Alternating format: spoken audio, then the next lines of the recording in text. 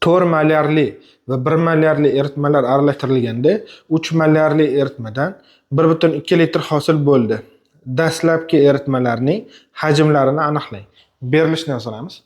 4 molarli va 1 molarli eritmalar aralashtirilganda, demak 4 va 1 molarli eritmalar aralashtirilayotgan ekan. 4 va 1 molarli eritmalar.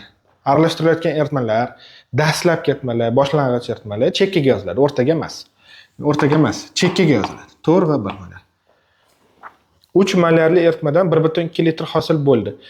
3 molarli eritma hosil bo'layotgan ekan. Hosil bo'lgan eritma o'rtaga yoziladi. 3 molarli eritma hosil bo'ldi. Mana o'rtaga yozdik 3. Kattasidan kichigiga ayriladi. 4 dan 3 ayiramiz 1. 3 dan 1 ayiramiz 2. 2 ga 1 qo'shamiz 3. 3 molarli eritmadan 1,2 litr hosil bo'ldi.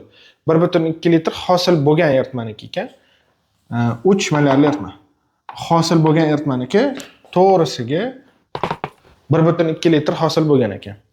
Dastlabki eritmalarni hajmlarini toping. Dastlabki eritmalarni to'g'risiga x va y qo'yamiz. Proporsiya orqali topamiz.